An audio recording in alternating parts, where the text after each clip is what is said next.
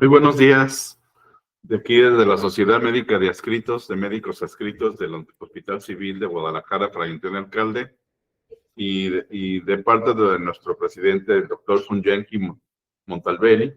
Les saludamos con mucho gusto. El doctor Miguel Ángel Flores Tinajero tiene el honor de presentar a nuestro ponente de hoy para seguir este cúmulo de ponencias científicas que tienen el objetivo y la finalidad de llegar a la sociedad, de llegar a ustedes y poder contribuir mediante nuestra página y nuestras redes a este contacto social, comunitario y a la población en general. El doctor Alberto Ballesteros Manso es amigo y médico de aquí del antiguo Hospital Civil de Guadalajara. Él tiene especialidad, es médico cirujano y partero por la Universidad de Guadalajara y con especialidad en ginecología y obstetricia en el Hospital Juan y Menchaca por la Universidad de Guadalajara. Es biólogo de la reproducción por el Instituto Nacional de Perinatología por la UNAM. Doctorante en investigación clínica por el Centro Universitario de Ciencias de la Salud de la Universidad de Guadalajara. Certificado, obviamente, por el Consejo Mexicano de Ginecología y Obstetricia y miembro de la Sociedad Europea de Reproducción. También es miembro de la Federación Mexicana de Ginecología y expresidente de la Sociedad Jalisciense de Endoscopía Ginecológica. Actualmente funge como jefe de la División de Ginecología y Obstetricia y es profesor de la Facultad de Medicina del Centro Universitario de Ciencias de la Salud y profesor de la especialidad de ginecología y obstetricia. Una persona inquieta, activa y actualmente compartiendo este conocimiento que hablaremos el día de hoy con el título de Prevención de la Fertilidad, Retos en la Vida Moderna. Para podernos al tanto de esto que estamos viviendo actualmente, de nuestra natalidad, de cómo irnos preparando, el doctor nos hablará de estos retos. Y ya ustedes irán apuntando sus preguntas para poder pedirle de favor, nos pueda ampliar las dudas. Yo tengo algunas ya, pero lo dejamos hablar y bienvenidas, bienvenidos, pedirles apagar su micrófono y damos la voz al doctor Ballesteros. Gracias, doctor. Agradezco su presentación. Gracias a la Sociedad de Médicos Adscritos por la invitación. Es para mí un honor compartir algo de información y de el conocimiento y la práctica clínica que se está llevando a cabo en el ámbito de la ginecología y sobre todo de la reproducción. Me voy a permitir compartir la pantalla para ir abordando el tema.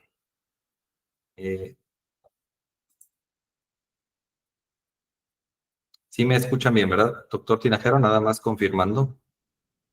Escuchamos muy bien, doctor Alberto. Muy bien. Bien. Bueno, me preguntaban por qué escoger un tema sobre preservación de la fertilidad, sobre todo en estos tiempos modernos. Y es porque la actualidad de la vida moderna nos ha llevado a cambiar circunstancias de las etapas reproductivas. Y es importante que la población, tanto científica como la población general, sepa las alternativas que existen en todo esto que es posponer la maternidad y tener otra alternativa en retrasar la maternidad, no solo por cuestiones sociales, sino también por cuestiones médicas. Mi plática está dividida en algunos temas, en algunas temáticas. Primero es hablar del contexto de la era moderna, generalmente por qué se están dando estas circunstancias. Después, en dónde se aplican esas terapias de preservación de la fertilidad. Después, brevemente, hablaremos de cómo se evalúa cuando llega una paciente por primera vez a ver su potencial reproductivo. Le llamo evaluación reproductiva general. Y después vamos a ver las opciones terapéuticas y sobre todo las principales opciones que tenemos disponibles como terapias clínicas. Bien, ¿a qué nos referimos con preservación de la fertilidad? Bueno, esta es cualquier tipo de procedimiento que nos ayude a mantener la posibilidad de tener hijos o una maternidad tanto la mamá como tanto las mujeres como los varones, de mantener su línea reproductiva, de dejar huella biológica, huella genética en este mundo. Para eso se han ideado muchos métodos, algunos completamente exitosos, otros todavía en etapa de experimentación, pero los vamos a comentar. Estos pueden ser métodos médicos y también médicos quirúrgicos. Bien, ¿cuáles son las circunstancias actuales que definitivamente sabemos que van a afectar el potencial reproductivo tanto de una mujer como de un varón? Pues estos pueden ser procedimientos quirúrgicos o médicos oncológicos, como la radioterapia, la quimioterapia, las terapias biológicas, que estas pueden afectar de manera temporal o a veces definitiva la probabilidad de que una persona pueda tener descendencia. No solo la radioterapia y la quimioterapia, también hay cirugías reproductivas, cirugías oncológicas, perdón, que se dan y son muy agresivas y no dejan posibilidades si no se toman las respectivas técnicas adecuadas para mantener la fertilidad. Las conocidas radioterapias o quimioterapias. En el ámbito hablando solo de la prevalencia y las incidencias, sabemos que el cáncer de mama, que es uno de los principales cánceres que afecta a la mujer, la quimioterapia es gonadotóxica y va a deteriorar el potencial reproductivo. Entonces, por pura prevalencia, tenemos una gran cantidad de personas jóvenes que pudieran ser susceptibles de una terapia de preservación de fertilidad. En el varón, por ejemplo, los tumores testiculares o los linfomas van a afectar sin duda los testículos y van a ser gonadotóxicos y van a afectar la fertilidad. Otra cosa muy importante de las circunstancias que tenemos muy en boga, más que las anteriores incluso, son las cuestiones socioculturales, las cuestiones laborales, y actualmente se está postergando mucho la fertilidad. Entonces, muchas mujeres o muchas parejas ya incluso están retrasando su potencial reproductivo, poniendo como primera intención metas económicas, metas educativas o metas laborales. Entonces, esa es una de las principales. Algunas enfermedades benignas que no son oncológicas también pueden dañar el potencial reproductivo de una mujer, y que en ginecología las vemos a diario, como es la endometriosis. La endometriosis es una enfermedad que cuando hay endometriomas afectan los ovarios y pueden dejar a la mujer con insuficiencia ovárica o con menopausia prematura. La miomatosis uterina puede dañar el útero y muchas veces desafortunadamente no les ofrecen técnicas quirúrgicas conservadoras para mantener el útero funcional, sino que les ofrecen histerectomía. Y bueno, sin duda hay técnicas quirúrgicas conservadoras útiles que pueden dejar el útero funcional. Los pólipos, la hiperplasia endometrial, el cáncer endometrial, hay tratamientos que se queda el útero in situ. Y el cáncer in situ, que pues hay cirugías conservadoras como los conos o láser que pueden preservar el útero. Por último, en el varón, hay muchos varones que definitivamente en edades jóvenes dicen no voy a tener hijos, o ya cumplieron con cierto número de hijos y ya no quieren tener más, y se hacen la vasectomía. Sin embargo, aquellos que no han tenido hijos y antes de hacerse la vasectomía podrían preservar muestras espermáticas por si cambian de opinión en el futuro. Primero me gustaría ver lo fisiológico, o sea, la etapa fértil es una ventana de oportunidad. No va a durar toda la vida. Sabemos que la longevidad, la probabilidad de vida ha aumentado mucho últimamente, pero la posibilidad de ser mamá o ser papá no es para toda la vida. Entonces, sabemos que la etapa reproductiva la mencionamos en general, que es desde la menarca hasta la menopausia, desde los 10 a los 45, 48 años. Sin embargo, en los extremos de la vida, este potencial reproductivo no es del 100%. Decimos que lo ideal es cuando la mujer ya llega a su etapa de madurez biológica, 18 años, y máximo a los 34, 35 años de manera ideal. No quiere decir que después no se pueda, pero las dificultades o las complicaciones van a aumentar. ¿Y por qué se da? ¿Por qué sabemos estas etapas o por qué menciono esta ventana ideal? Bueno, esta ventana ideal está dada por algunos estudios donde se ve en qué etapa es más fértil la mujer. Una pregunta muy solicitada en las clases o en las ponencias es, ¿cuál es la edad ideal, doctor, para tener un embarazo? Bueno, hay edades biológicas y edades socioculturales, pero la edad biológica, por estudios que se han hecho por quinquenios, lo vemos en esta gráfica. En esta gráfica, en las barras azules, está la probabilidad de embarazo de una mujer por mes. Por ejemplo, de 10 a 14 años, la probabilidad de embarazo es del 20%, de los 15 a los 19 años es del 28% mensual, la probabilidad de concepción, y el pico más alto es entre los 20 y 24 años, que sería la edad ideal, biológicamente hablando, porque es cuando la mujer es más fértil. La probabilidad de embarazo mensual es del 36%. Ya a los 25 vuelve a bajar al 30%, a los 34 años llega a ser hasta el 27%, y después de los 34 años prácticamente es la mitad de lo que eran los 20, 24 años. Los 35, 39 años tenemos una posibilidad de embarazo al 18%. Es por eso que ahí es donde se prende la alarma y donde decimos que ya existe una probabilidad disminuida, incluso menor que en etapas posmenárquicas. Ya cuando una mujer pasa de los 40 años, la probabilidad es menor del 8% de embarazo. Y a los 45 es el 2%. Y vean en la gráfica, en la barra roja está la probabilidad de aborto.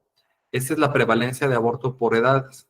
Vean cómo la probabilidad va aumentando por quinquenio, llegando a los 40 años hasta un 40% de los embarazos terminan en abortos. Y siendo que el porcentaje de aborto, digamos que basal, que tomamos en cuenta es del 12 al 15%. En la gráfica, en las barras de color amarillo, tenemos la probabilidad de que una mujer acude a consulta por infertilidad. Y vean cómo va aumentando exponencialmente. Bien. Entonces ya vimos la edad ideal o el quinquenio ideal para que una mujer busque un embarazo biológicamente hablando. ¿Por qué es esta edad? Bueno, tenemos que hablar cómo una mujer adquiere su cantidad de óvulos. La cantidad de óvulos se adquiere desde etapas fetales. El gameto en la mujer, que es el óvulo, tiene un periodo de mitosis que solo se da en etapas fetales y después meiosis. No vuelve a haber reproducción de estas células en la etapa postnatal. Y sabemos que en etapa fetal, el pico máximo de ovogonias, que son las células primordiales de los ovocitos, se da a las 20 semanas de etapa fetal y en promedio tienen entre 6 y 7 millones de ovogonias en los ovarios. Sin embargo, al nacer ya ha habido una gran pérdida, ya nacen con 1 a 2 millones de ovocitos. Entonces, esta pérdida en 20 semanas aproximadamente es la máxima pérdida que se da en una vida de una mujer. En términos porcentuales. Cuando una mujer llega a la pubertad, ya llega en promedio con 400,000 óvulos y que va a usar en promedio 400 a 500 óvulos si menstruara y ovulara todos sus ciclos. Vean cómo esta disminución en la porcentaje y en la cantidad de ovocitos es muy importante y esto es de manera fisiológica. Llegando a tener aproximadamente a los 37 años, 25,000 óvulos, y a la edad de la menopausia, aunque tiene todavía 1,000, ya el ovario ya no funciona. Entonces vean cómo hay una pérdida fisiológica. Si a esto le agregan circunstancias que afectan la calidad de los ovarios, como por ejemplo tabaquismo, tóxicos ambientales, cirugías ováricas, endometriosis o enfermedades que afectan, pues van a disminuir aún más ese capital ovocitario. En esta gráfica pretendo demostrar cómo hay una correlación entre la cantidad de ovocitos que se tiene con la probabilidad de embarazo y después cómo va bajando el capital ovocitario y va bajando también la probabilidad de embarazo. Vean en la gráfica, en la parte de la izquierda donde tienen el recuento de la cantidad folicular en la variable vertical, vean cómo a los 24 años, que sabemos 20-24, que tiene su máximo potencial fértil, es cuando todavía tiene una buena cantidad de ovocitos. En la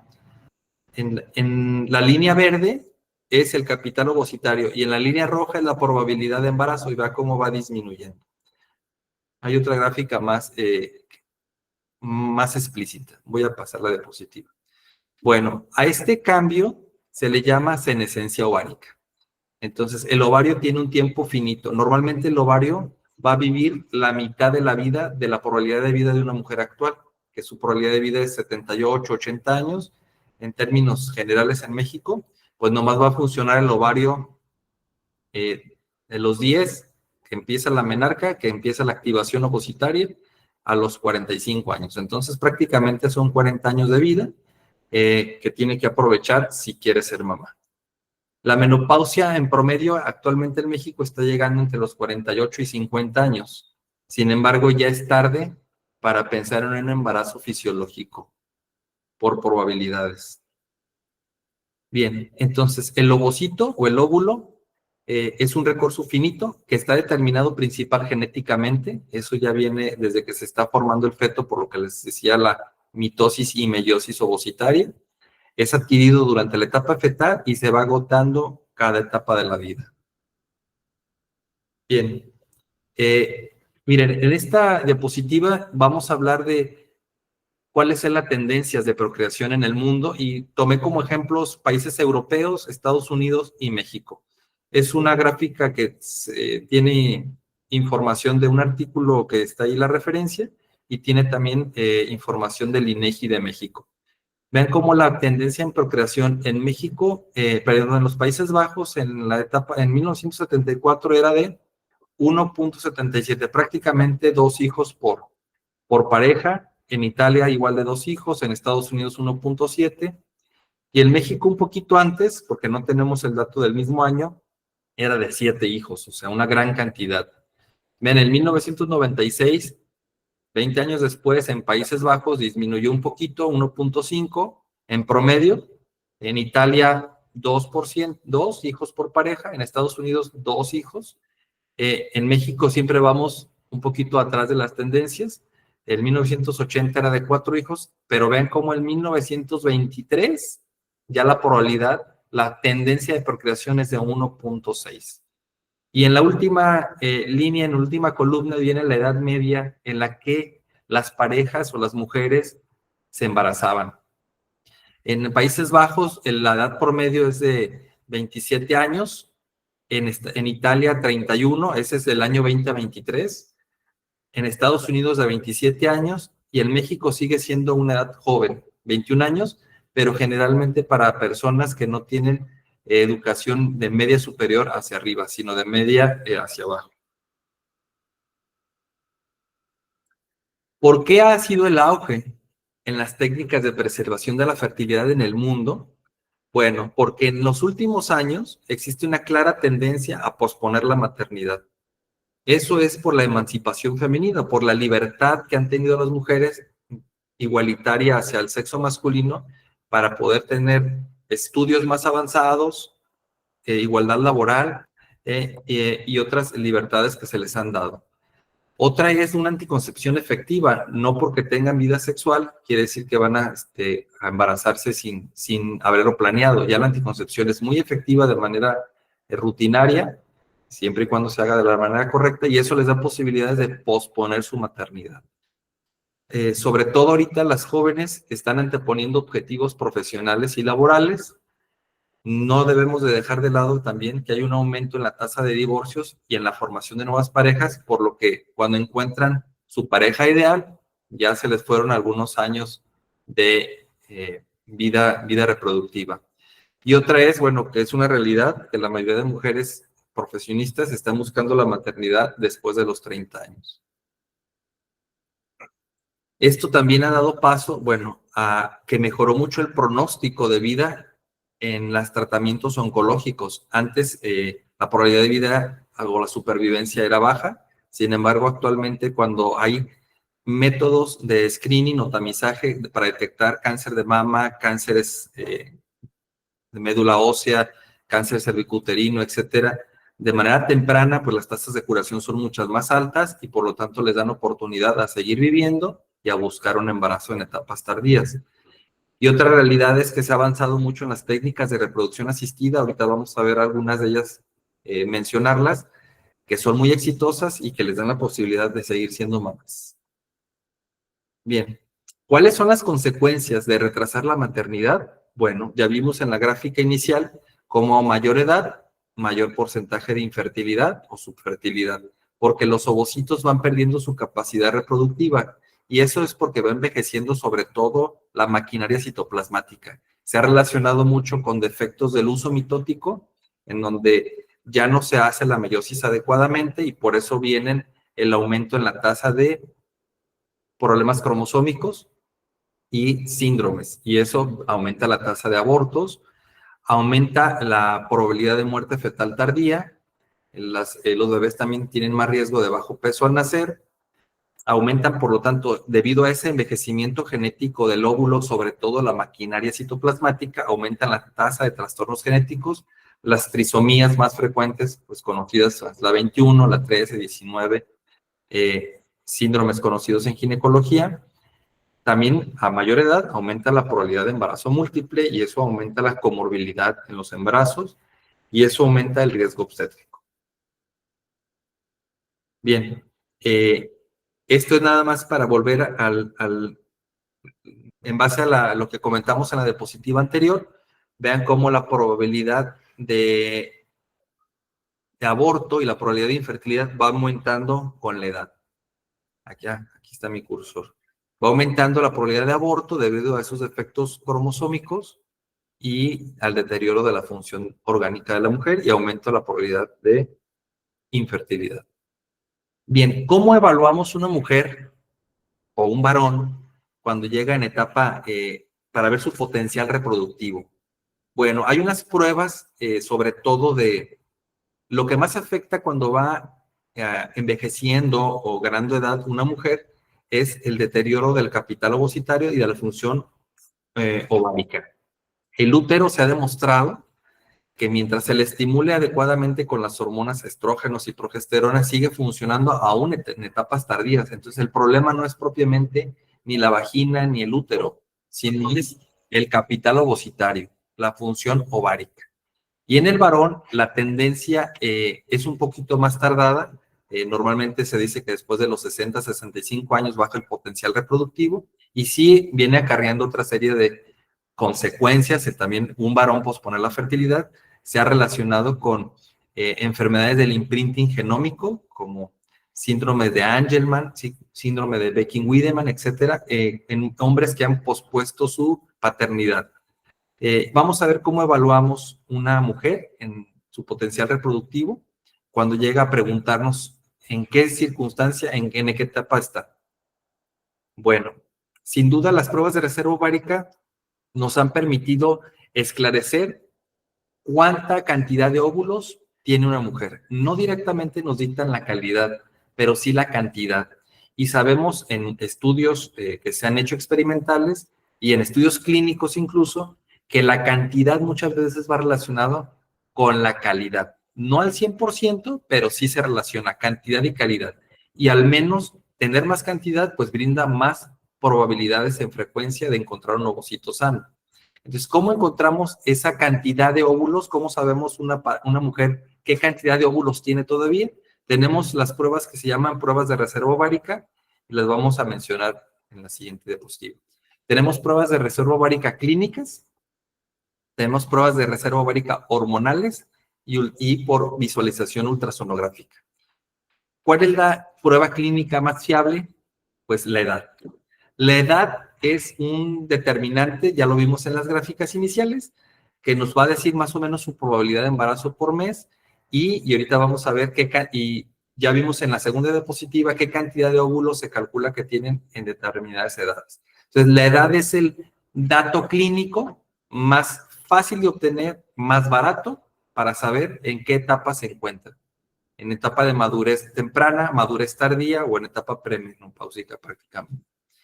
Otras pruebas basales que sirven para respaldar nuestra idea es la hormona folículo estimulante o FSH, el estradiol basal, estos se deben de tomar en etapa menstrual, la inhibina B, y sin duda lo que vino a romper el paradigma de la evaluación ha sido la hormona antimülleriana. La hormona antimülleriana es un reflejo fiel de la cantidad de folículos preantrales y antrales que tiene una mujer. Entonces, las cantidades de hormona antimülleriana que tienen muchas cualidades, más la edad, más un ultrasonido, nos van a decir exactamente cómo está nuestra mujer en probabilidades de embarazo. Hay otras pruebas que se pueden tomar que antes se hacían más frecuente, que son las pruebas dinámicas, que actualmente ya no están muy en boga porque son un poquito más tardadas e invasivas. Y las pruebas por ultrasonido que complementan la edad y la hormona antimülleriana es el volumen ovárico y la cuenta de folículos basales en los días que está menstruando una mujer. Bien, miren, ya se han hecho una correlación de pruebas de reserva ovárica y probabilidad de embarazo espontáneo y probabilidad de embarazo por fertilización in vitro. Y vean cómo las pruebas de reserva ovárica dictaminan exactamente igual la probabilidad de embarazo en un embarazo espontáneo, sin que haya técnicas de reproducción, y de igual manera en la línea roja están los embarazos conseguidos por fertilización in vitro, que también se van deteriorando la probabilidad de embarazo con la edad, igual que en el embarazo espontáneo. Bien, ¿qué es la hormona antimülleriana? Es una proteína, una glicoproteína, que pertenece a la familia de hormonas del crecimiento, se secreta, por eso es tan fiable, por las células de la granulosa de los folículos preantrales que rodean a los óvulos. Entonces, es un marcador directo de la cantidad de ovocitos que están ahí en los ovarios guardados. Y esta se correlaciona muy bien en estudios clínicos con la respuesta a medicamentos que se administran para estimular la ovulación o la superovulación en casos de tratamiento. Esta tiene las cualidades de que no se modifican en el día del ciclo, pueden ser tomadas menstruando a medio mes o premenstrual y es muy estable la hormona antimülleriana. Se considera el marcador directo del ese pool folicular y para hablar de cantidades se dice que tiene un mejor pronóstico si es más de 1.2 nanogramos por mililitro. Cuando tiene menos de 1.2 nanogramos por mililitro hablamos de una probable baja reserva de óvulos y eso no quiere decir que no se pueda embarazar la mujer, sin embargo, ya tenemos que usar técnicas de reproducción asistida para ayudarla a fecundar esos óvulos que tiene en poca cantidad. Y miren, la hormona antimülleriana no solo sirve para explicarnos el potencial reproductivo, sino también lo contrario, el potencial de senescencia ovárica o el aging ovárico. En este artículo, muy interesantemente, hicieron un pool y una curva en donde observaron que depende la cantidad de hormona antimülleriana que está en la columna, en la primera columna, depende en la etapa que se haya tomado, a la edad que se haya tomado, se predice cuándo va a ser la menopausia de esa mujer. Entonces, si por ejemplo, en la primera línea dice, si se tiene una hormona antimülleriana muy baja de 0.1 a los 20 años, se dice que esa menopausia en promedio va a llegar a los 33 años, con un rango entre 27 y 36, pero sin embargo, ahí demuestra que es muy por debajo de la edad promedio que debería llegar. Y una hormona antimülleriana normal, digamos de 3, si se toma a los 20 años, pues le va a llegar su menopausia en promedio a los 53 años, que sería una edad promedio normal.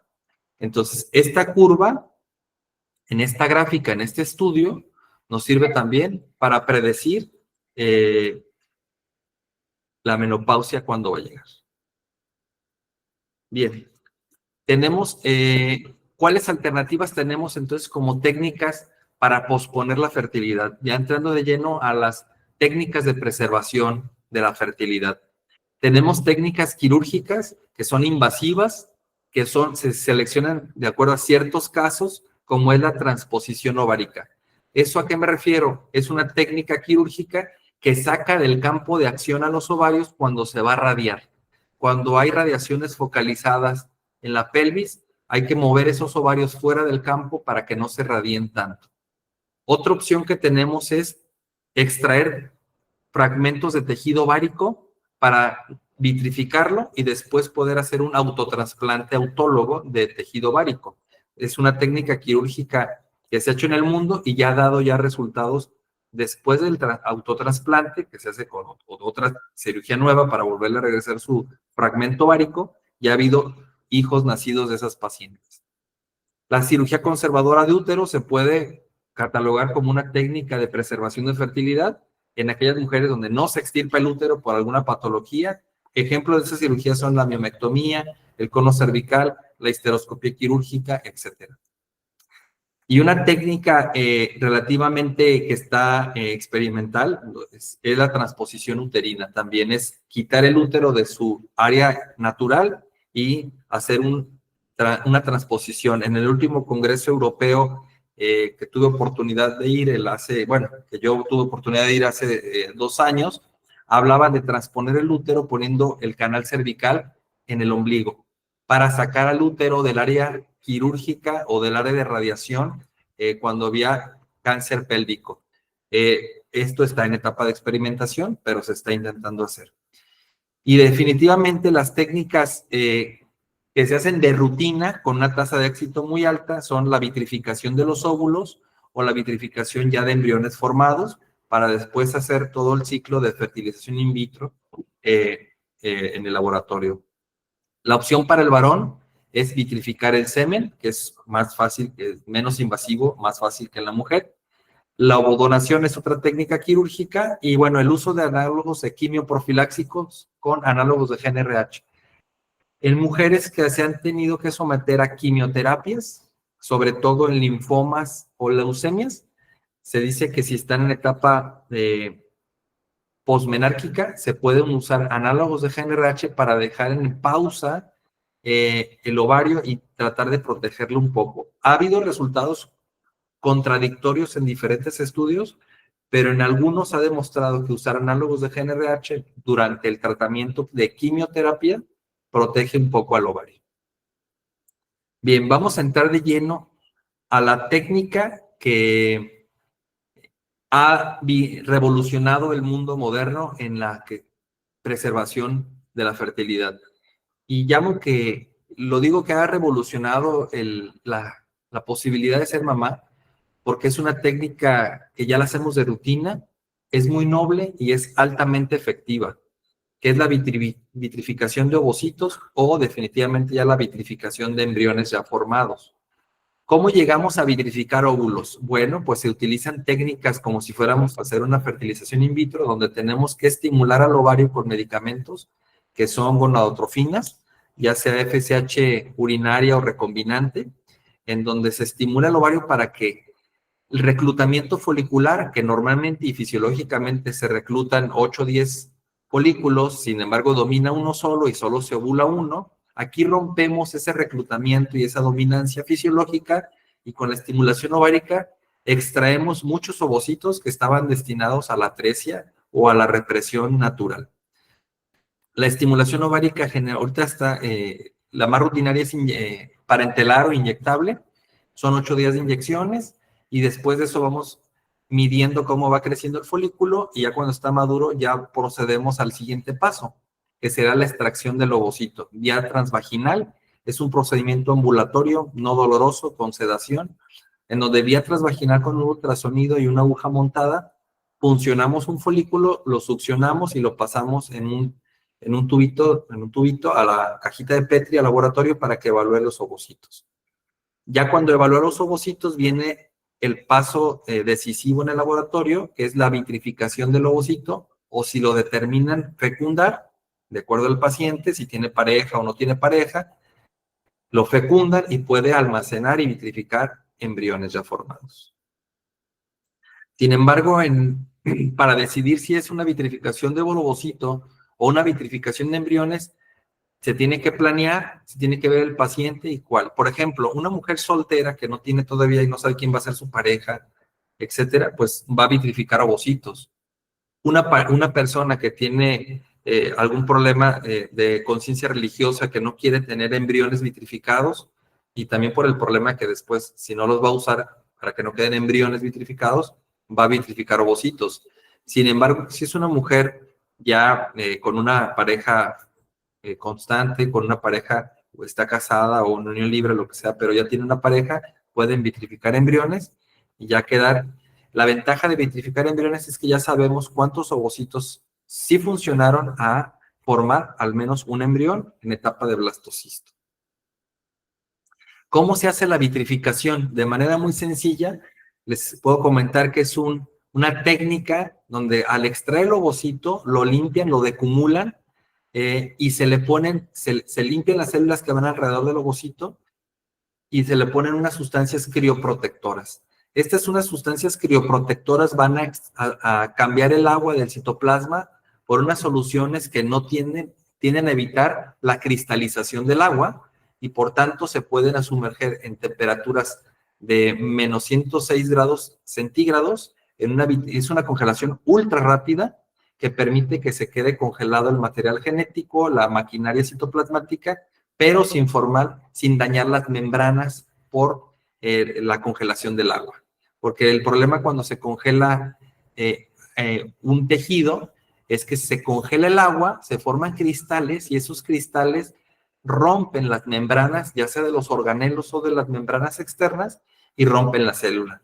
Sin embargo, en la técnica de vitrificación se utilizan las sustancias crioprotectoras, que son hiperosmolares, hipertónicas, que cambian el agua por esa sustancia e impide la formación de cristales y por lo tanto se puede congelar de manera rápida una célula, pudiendo a la postre usar la técnica de desvitrificación con otro proceso de otras sustancias que van a retornar a la vida esa célula. Entonces, ya les comentaba que para tener ovocitos, primero hay que estimular los ovarios, se extraen, se decumulan, se quitan las células de la granulosa para que no impidan la penetración de esas células protectoras, crioprotectoras, y se congelan de manera ultra rápida con nitrógeno líquido a menos 196 grados centígrados, y así se tienen que mantener todo el tiempo que se quiera mantener vitrificados esos ovocitos o esos embriones, ¿verdad? ¿Cuánta cantidad de ovocitos o de embriones sobrevive después de descongelarla? Pues la tasa de supervivencia actual es mayor al 90%. O sea, más del 90% de ovocitos que dejemos congelados los vamos a poder recuperar y también los embriones. Bien. Respecto a los ovocitos, a grandes rasgos, esa es la técnica que se está utilizando con mayor frecuencia y éxito. Y la congelación de espermatozoides es la opción para el varón. De igual manera, el varón tiene que dar una muestra de espermas en un frasco estéril, lo procesan, lo limpian del semen, dejan los puros espermatozoides y le ponen sustancias crioprotectoras para meterlo en nitrógeno líquido y de igual forma guardarlo por la cantidad de meses o años que se quiera. ¿En qué circunstancias se recomienda congelar espermatozoides? Bueno, cuando el varón se va a someter a quimioterapia o radioterapia, o una cirugía por vasectomía por decisión propia, ya sea por prevención, porque si el varón si está expuesto a tóxicos, a solventes, a radiaciones, que se pueda saber que va a tener un deterioro en sus testículos, puede prevenir vitrificando espermas. O es la misma técnica que básicamente se usa en los donantes de esperma y en los tratamientos de fertilidad donde el esposo o la pareja va a estar ausente. Normalmente podemos mandar al esposo a que congele semen y podemos utilizar su muestra de esperma para en el momento que se vayan a tener los óvulos de la mujer. Bien, es importante comentar que todas estas técnicas de preservación de fertilidad, como es la vitrificación de óvulos, la vitrificación de espermas, se van a tener que utilizar en técnicas de fertilización in vitro que se consideran de alta complejidad. ¿Qué quiere decir esto? Que después de descongelar, de desvitrificar los ovocitos o los embriones, pues se tiene que completar el tratamiento de fertilización in vitro. Después de que se descongelan los óvulos, no los vamos a regresar al cuerpo de la mujer. Los vamos a usar para formar embriones y esos embriones dejarlos en una incubadora para que se formen mórulas y luego blastocistos y estos transferirlos al útero previamente preparado de la mujer. Entonces, porque me han preguntado algunas personas si esos ovocitos que se obtienen después se los regresan para que funcione de manera fisiológica el cuerpo de la mujer, no. Tiene que completarse el tratamiento de fertilización in vitro. ¿Y qué es la fertilización in vitro? Pues no es más que la fecundación de ovocitos en el laboratorio. Aquí en esta fotografía se observa cómo un biólogo de laboratorio está pipeteando un ovocito o un embrión bajo el microscopio para pasarlo al incubador. ¿Y cuál es la tasa de éxito de una fertilización in vitro? Bueno, pues depende de la edad por la calidad ovocitaria. Y vean, esta es una gráfica ya de un reporte de la Sociedad Americana de Reproducción, en donde desde hace muchos años se observó que las mujeres menores de 35 años tenían la tasa más alta en la fertilización in vitro también, hasta un 47-48% de probabilidad de embarazo por tratamiento de embarazo en una fertilización in vitro. Y la tasa va cayendo conforme va aumentando la edad, igual que de manera fisiológica. Entonces, entre más joven, mejor.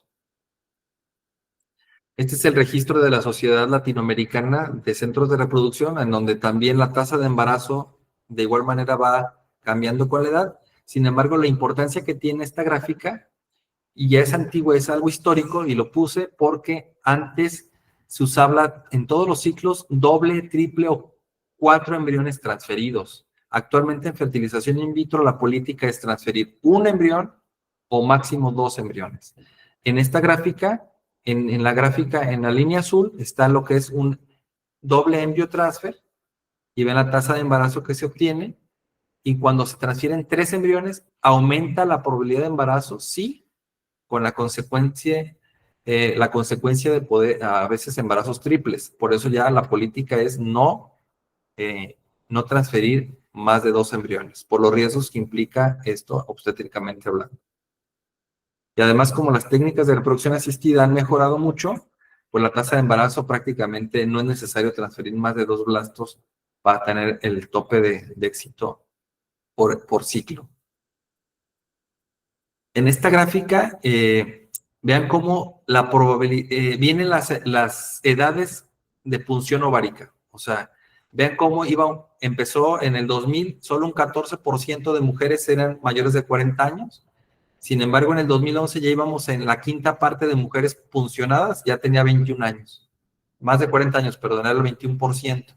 Vean cómo la probabilidad de punción, conforme aumenta la edad, va aumentando mucho.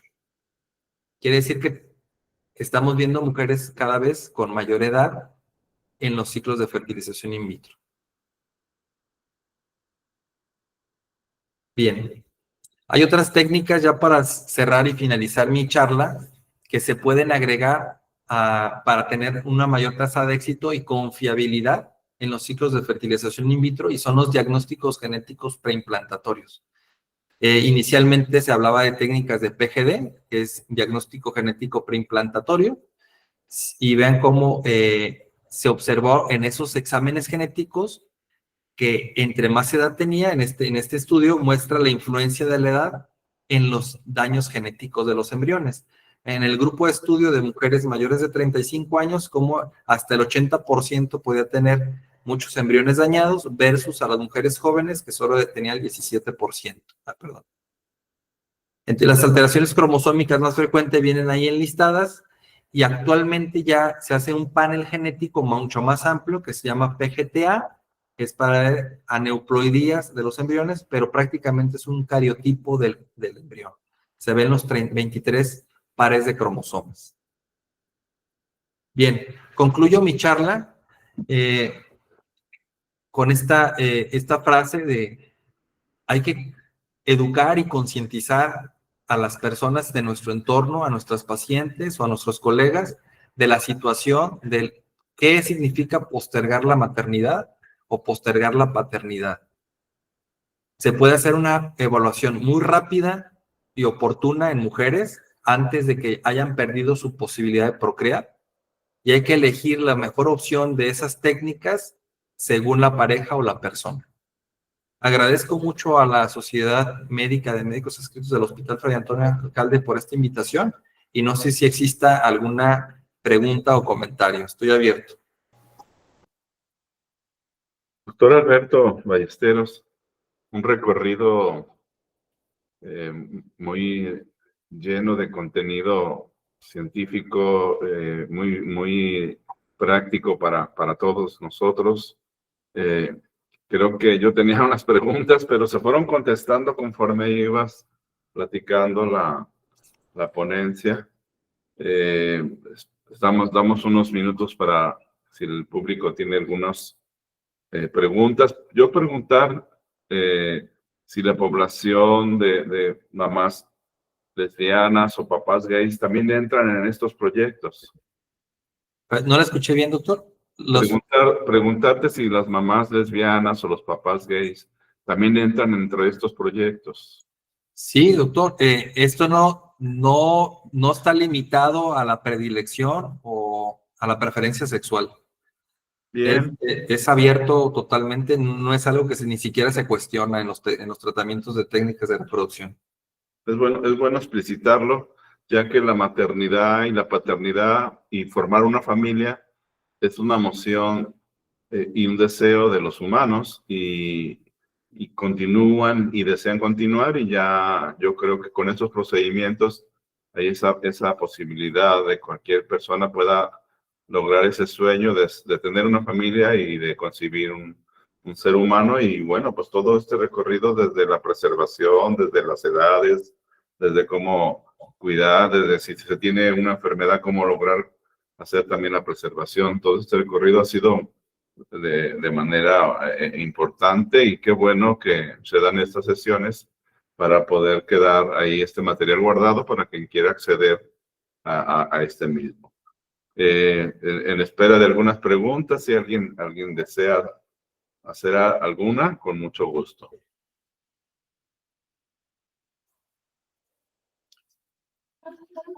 Bien, parece que quedó muy claro. Quedará ahí la sesión grabada, doctor Alberto, y nos siguen ahí en nuestras redes. Pues damos un agradecimiento. Próximamente estaremos enviando la constancia al doctor Alberto Ballesteros de parte de la Sociedad Médica. Saludos por parte del doctor Sunyanki Montalbelli, que ya se pusieron en contacto también ustedes dos. Y desde la Sociedad Médica, aquí con Betty, muy alerta y muy lista para podernos conectar. Agradecemos a Betty también este gran apoyo que ha tenido en la Sociedad Médica. Y tengan buen día a todos. Agradecemos al doctor Alberto Ballesteros y pásenla bien. Muchas gracias, doctor. Gracias, un placer. Hasta luego.